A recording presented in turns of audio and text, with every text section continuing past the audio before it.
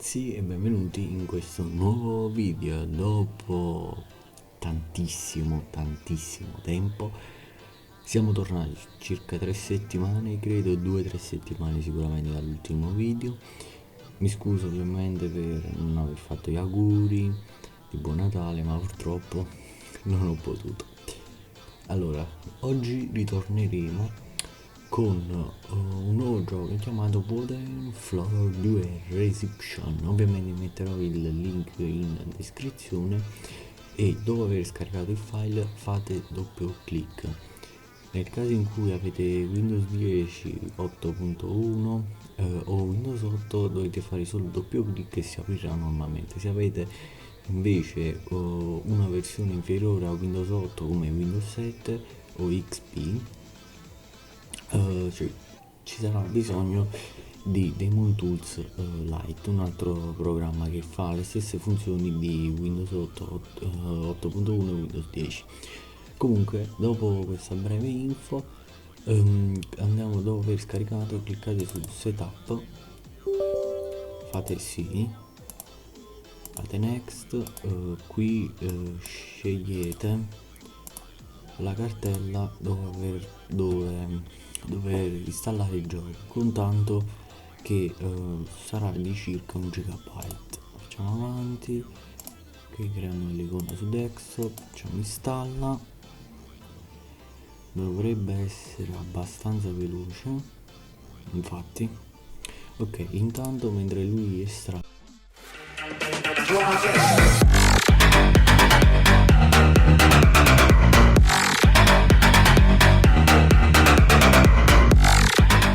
andiamo su Tiny ISO, in questa cartellina qui andiamo su Binaries, Win32 o Win64.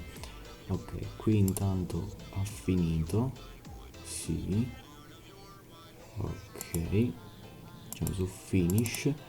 Allora, qui andiamo sulla cartella dove è stato,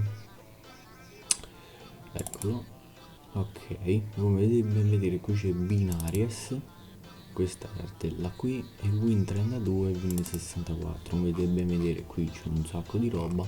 Comunque andate, ok, andate qui, Tiniso, Binaries, andate in questa cartella Win64, fate copia e la andate a copiare qui, facciamo incolla, sostituisci, ok, questa sarebbe la crack, ragazzi.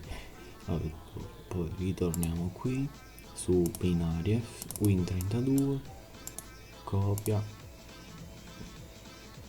ok, Binaries Win32, incolla, sostituisci e abbiamo craccato anche il gioco. Quindi anche per oggi è tutto. Mi scuso ovviamente per questo video davvero velocissimo, però comunque stiamo tornando, non vi preoccupate, torneremo il prima possibile. Comunque, per avviare il gioco, vedete, sto un po' cazzeggiando. Comunque, quando andrete ad aprire il gioco andate su Binaries, Win64 se avete un computer a 64 bit, Win32 se avete un computer a 32 bit. In questo caso Win64 perché il mio PC è 64 bit, e andiamo su questo UDK, cioè per avviare il gioco. Ok, qui andiamo su Steam API 64 o Steam API 32, bello, faccio uguale, mettiamo Italia, facciamo salva. Ok, adesso andiamo anche in Win32 UTK Steam API, eccolo qui, facciamo Italian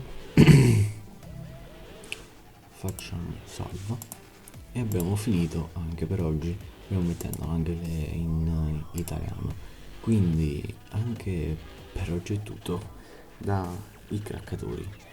Ciao a tutti.